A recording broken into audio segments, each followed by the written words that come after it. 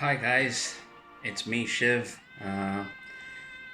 Just as an introduction, in case you haven't seen my earlier video, I don't think anyone's seen it really. It was my first attempt at uploading a video on YouTube, and not many people really watched it. I don't think anyone did actually, other than maybe a couple of my family members. Well, that's all right. So, my name is Shiv. I'm a life coach. I'm based in Auckland, New Zealand. What I wanted to put up today is I know that there are a lot of people, this is directed towards people in India specifically who want to make a move to New Zealand. And I know that there are a lot of people in India who might be considering New Zealand as a place to immigrate to or come to study or some other kind of visa. And while there are lots of websites today that are available online that you can get information on, I thought it might help if someone who's on the scene like me, who's been through this whole journey, gave you some pointers on what I think are the main issues that concern us as people coming from India when it comes to what does New Zealand offer.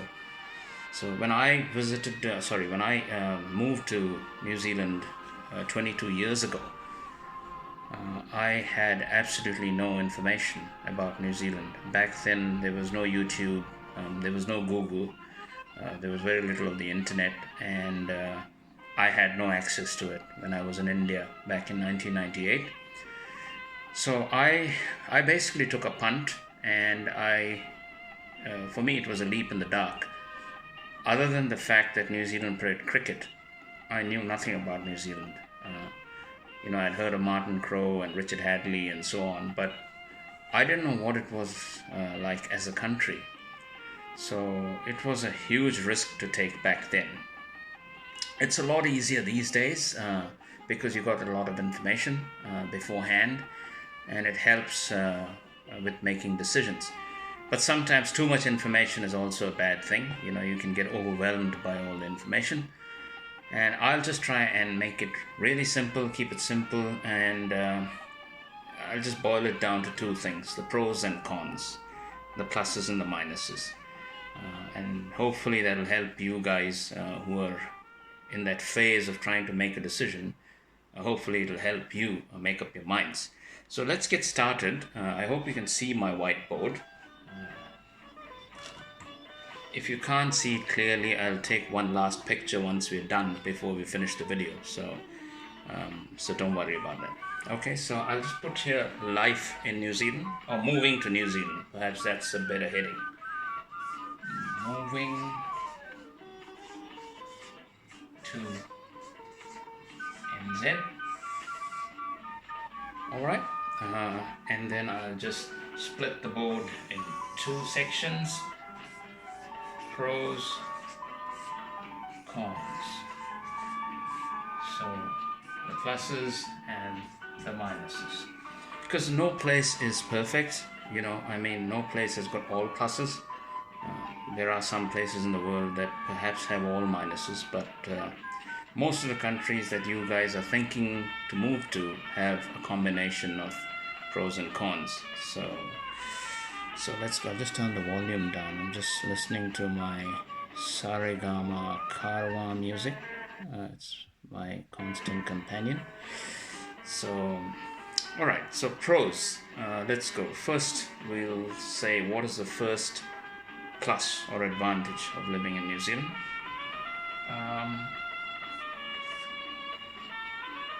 The country has got very good systems.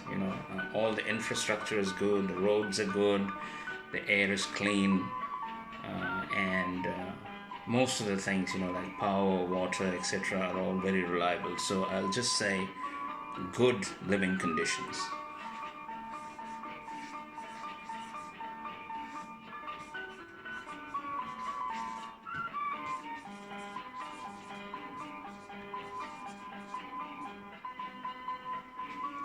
Okay, so that's the first pro of moving to New Zealand. If you're wondering about what kind of country it is, how are the systems, everything is very well catered for, whether it be education, health, infrastructure. All of it is pretty good, world-class standard. So you got nothing to worry as far as that is concerned. Good living conditions or living standards. Two, what's next? Weather.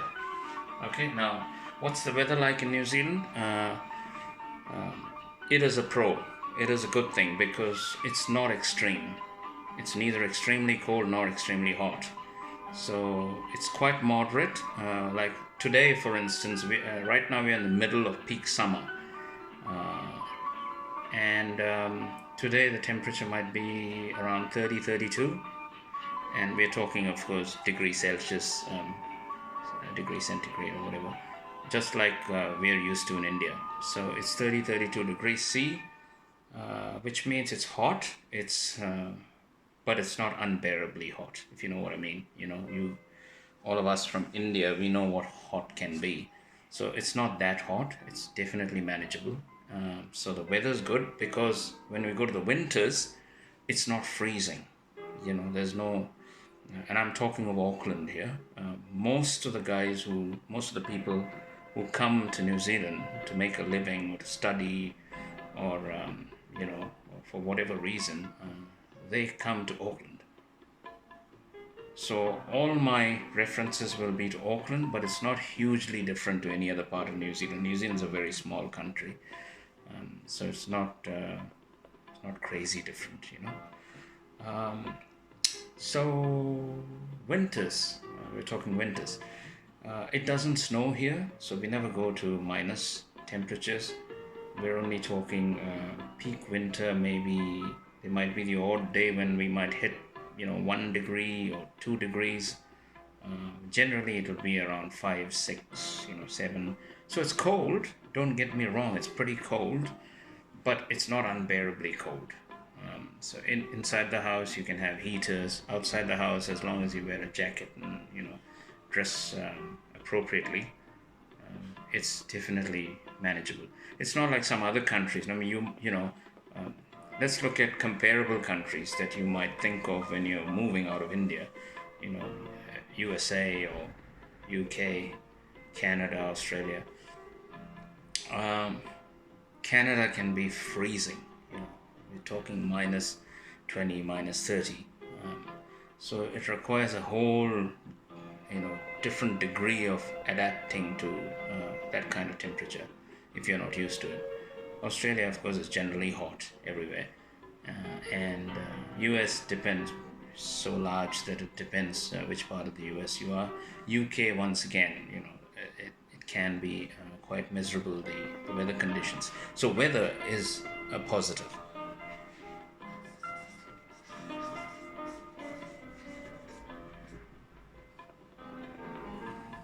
Okay, what's the other pro? The other pro is, let's discuss it. It's the elephant in the room. Everybody thinks of racism. When you leave your own hometown, your own home country, you're always worried about what's the racism like, in the country you're moving to. So I would say, having lived here for 22 years and experienced New Zealand in every which way, I'd say that New Zealand is not an overly racist country. So it's not racism that you'll find, everywhere. You won't find people in your face, saying, go back to your country, or, get out of here and, go back where you came from. So it's not one of those countries because it's very multicultural. So especially Auckland, over 50% of the Auckland population was born outside New Zealand. So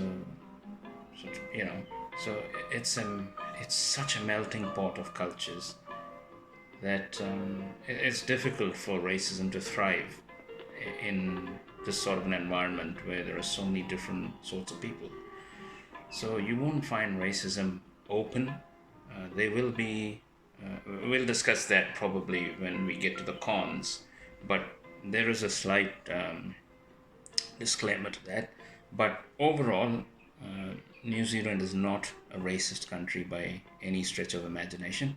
So I will say that it's very multicultural and accepting of different cultures.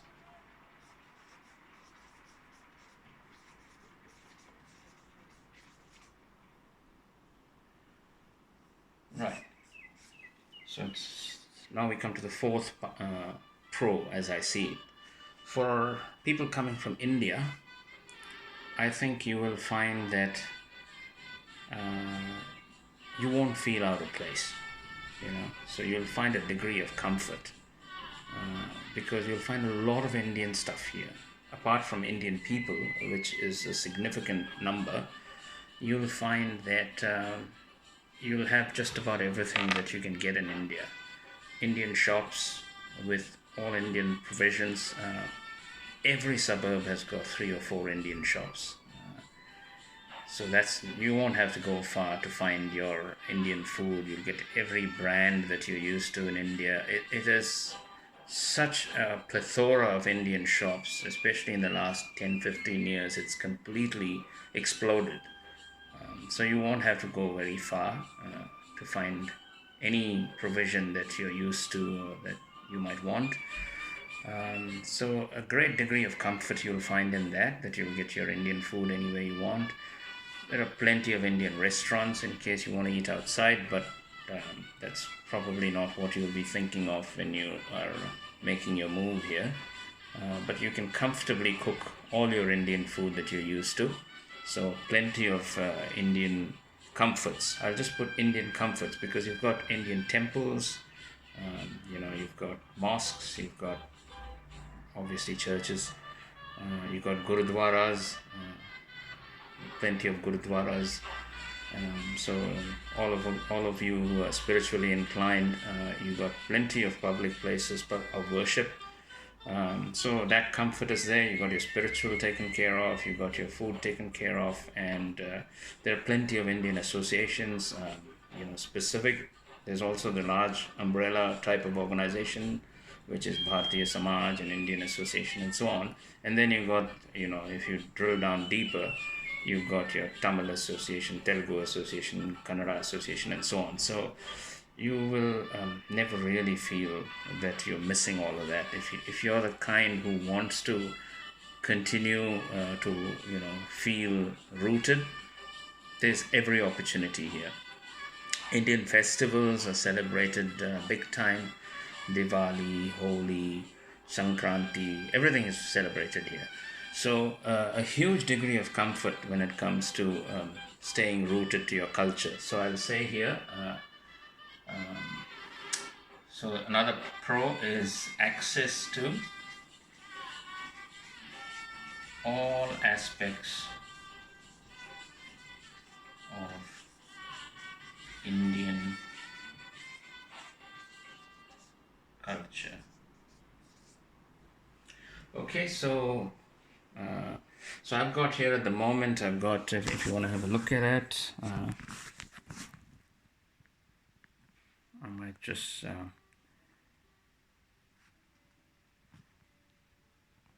I'll take a picture at the end.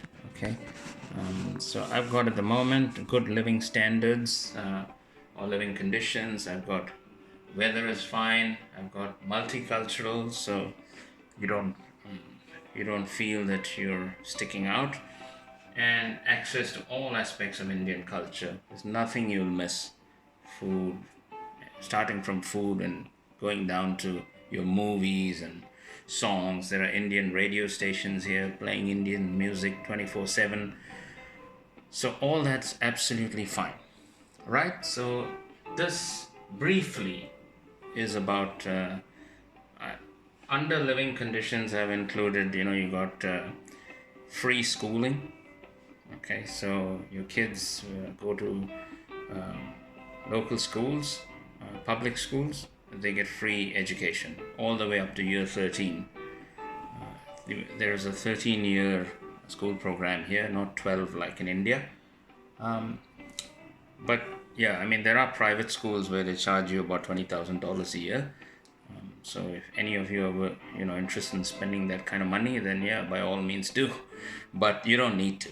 The public schools are pretty good. So their schooling is free. Medical, it's not free fully, but it's subsidized. It's funded by the government. Emergency procedures are free. Like if someone had an accident. And they had to be taken to the hospital and have some immediate treatment, then that's free because it's paid through ACC, which is like an accident compensation scheme, and a levy is deducted in everybody's salaries. So when you're working, you pay an ACC levy, so that's like an insurance, so that when you need it, you don't have to pay, right? The other general medical stuff, which is like going to the doctor for smaller stuff, regular issues, you'll have to pay. But a lot of it is funded. If you're on a low income, you get bigger funding. So that's how things are. Now, let's look at the cons. Okay, what are the minuses? The first one is living cost.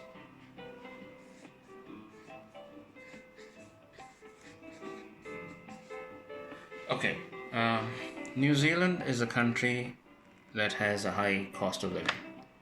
Okay, there's no getting away from that fact. Auckland, being like the Mumbai of New Zealand, is expensive. It's the commercial hub. So let's take a look at expenses. We'll start with rents. Rents are very high.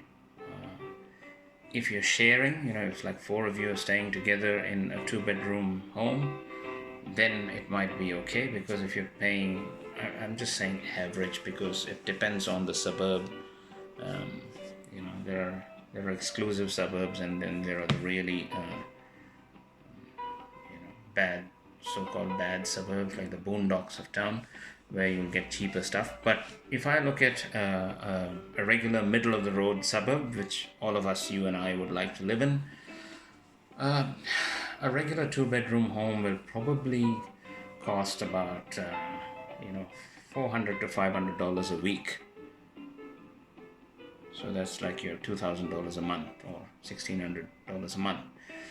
So a lot of expenses here are weekly, because a lot of wages are weekly. So if you're talking $1,600 to $2,000 a month, that's not cheap, given what the salary levels are like, and I'll mention that to you shortly. But if 4 of you are sharing a house, then it comes down to a quarter of it, so it makes it more affordable. So rents, we've discussed. Food, once again, it depends on the type of food you have. I'll just say for myself, we are a family of 3, and for us it'll cost, generally there'll be the supermarket provisions, and then there'll be the Indian shop expenses, because we buy our Indian stuff from the Indian shop, and then the rest of it, the regular provisions are from the supermarket. So including all of that, and including the day-to-day expenses of milk and bread and eggs and so on, I would say it will work out to about maybe $300 a week.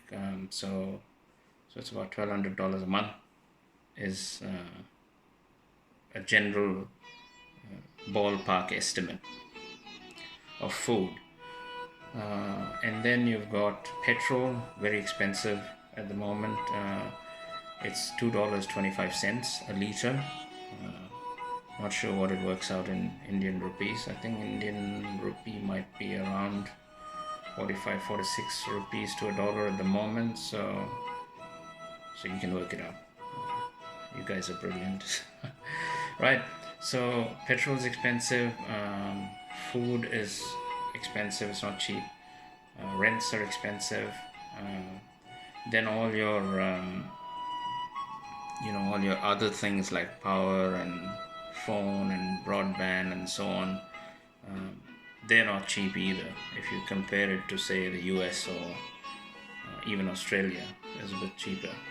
than here, mainly because it's a small country, and there's the question of logistics. Anything that has to be brought here has to travel that extra distance from Australia. And there's not as much competition here as you might find in the bigger places, so there are only a few players in any particular field. So cost of living is high, right? So you have to be aware of that. While on the cost of living, let's talk about the wages. The minimum wage here is $17.70 per hour. So $17.70 per hour is the minimum wage, and it's likely to be going up. They're talking of moving it up to $20 an hour in the next 2-3 years. Right. So you can work out, if you're getting $20 an hour, 40 hours is a regular working week. That's $800 a week. That's about $2,400. About $3,200 a month. The tax would be about 25% of that. So you can see that you're not left with much, right? So it's tight, unless you manage to get into the top income bracket, and if you're around, if you're getting about $70,000-$80,000 a year, you'll be relatively comfortable. But if you're around the $30,000, $35,000, $40,000 a year, then it's a difficult squeeze. Just about everything is taken away by expenses. So therefore, it's not that you come to New Zealand and suddenly you'll start having a lot of purchasing power and a lot of money. If you have any requirement of sending money home, then please be aware there won't be much left. Right? Okay. What's the other con? The other con is the all-important one of the employment market. It's not easy finding a job in New Zealand. So employment prospects are definitely a con. Job prospects.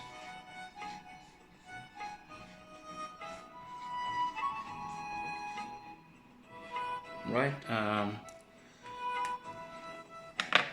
So firstly, without New Zealand experience, it's pretty much impossible to find a job. And obviously, without getting a job, you don't get New Zealand experience. So it's that catch-22 situation that I went through exactly 22 years ago. So catch-22, 22 years ago, right? But employers don't care about that. Honestly, they don't give a fuck. If pardon the expression, but they don't really care. So it's all great to come in as a resident here, but the initial part is very, very difficult. So getting a break is a monumental task. If you know someone here who can, who's got a business or something, who can give you a job, but then a lot of times, there are a lot of fraudsters. A lot of people who have businesses here, and then they hire immigrants or refugees and pay them cash and don't pay them minimum wage, and squeeze the hell out of them, right? So that's not a nice situation to be in. That'll feel like you're a slave. So my friends, that is one of the toughest things about New Zealand, finding a job.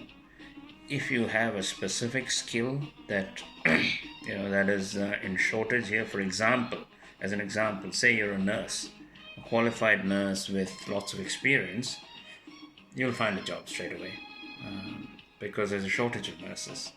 Similarly, there's a shortage of teachers, but remember, your qualifications overseas are not always valid here, which means you've got to probably go and study a bit more, you've got to take their exams, and then you've got to clear them, and then you get the opportunity to work in that profession.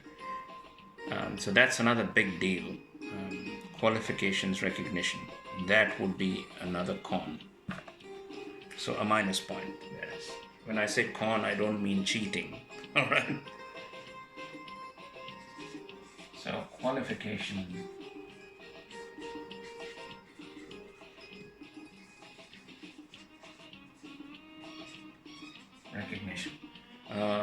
lot of work goes into that. I mean, a lot of money too. If you have to undertake courses and if you have to pay exam fees and so on, all that is going to hit you in the pocket.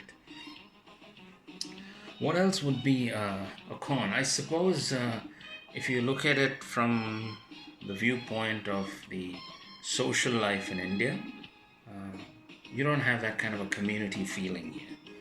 You know, like I've got houses all around me here, but I barely know my neighbors.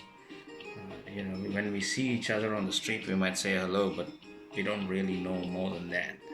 So in India, we're used to, you know, neighbors being like extended family. So social life is an issue. However, if you're the type who can put yourself out there, go and join some of these Indian associations, attend all the Indian functions and so on, you might be able to find yourself a social circle.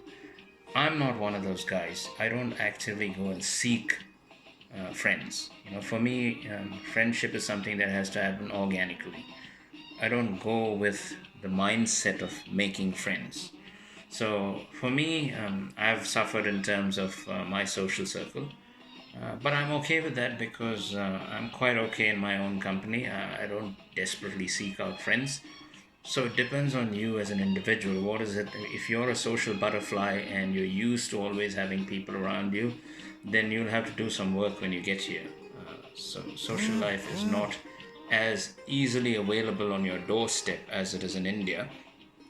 So I put that as a con, but I'll put a question mark against it because some people, some Indians living here have fantastic social lives. So it doesn't apply to everyone.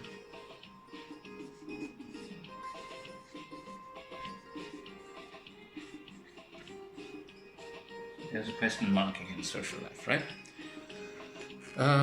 Another thing, I suppose under pros we have to put safety. It's a relatively safe country. If you look at it in terms of lack of violence and all that, New Zealand is always at the top, near the top of the list. So let's put that down. Safe country.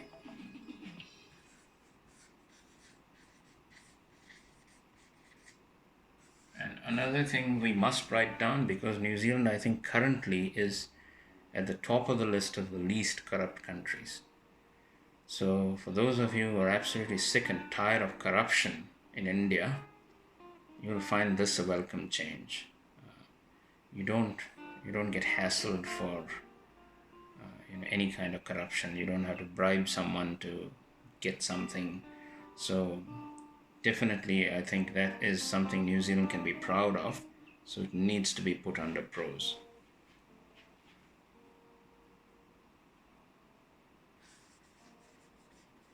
Corruption free is what I'm saying.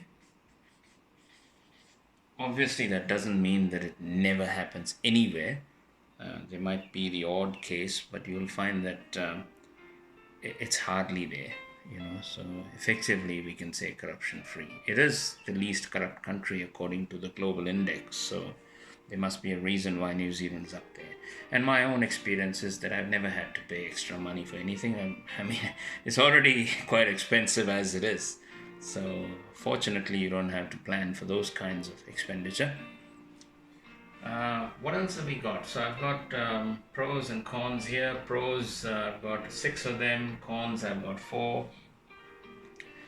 One thing we have to remember while we are in the employment or job prospects is that even though technically, like I said, there is no overt racism in New Zealand, when it comes to employing, employers are reluctant to hire what they term as foreigners. Even though you live here, you don't have a name that sounds like them, you don't have a face that looks like them, so there is a reluctance, hesitation to hire people who are not Kiwis. And I faced that a lot, and just about everyone I know has faced it, except, and here's the qualification there, except if you're in a job where there aren't many people, there's a desperate demand for people in that field, and you happen to be there, but you are, you look different, you sound different, your name is different, doesn't matter, because at that point they just need you, right? But if you're applying for a regular job like customer service or sales or admin or something like that, then yeah, you do have a disadvantage. And I don't think it gets that much better as you continue staying here. I mean, I've stayed here 22 years, but even now, if I apply for a standard job, then I'll probably have a disadvantage compared to a local. So that's something that's deep rooted in the mind of a lot of Kiwi employers. So that's definitely something you need to be aware of.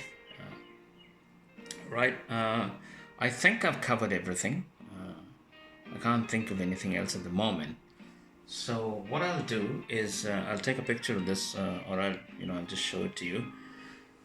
And you guys, what you can do is if you've enjoyed or if you've liked what you've seen in this video so far, feel free to email me. Okay, don't hesitate.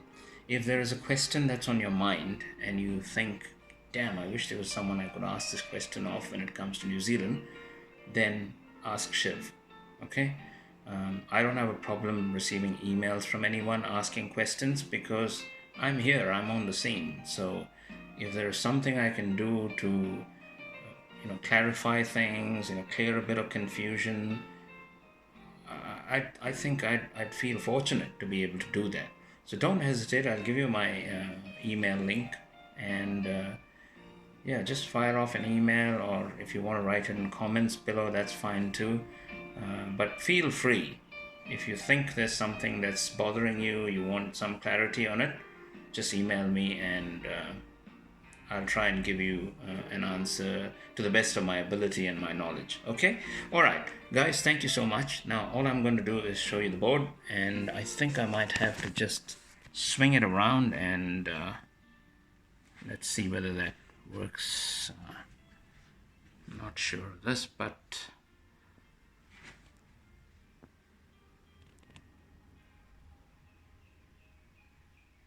alright.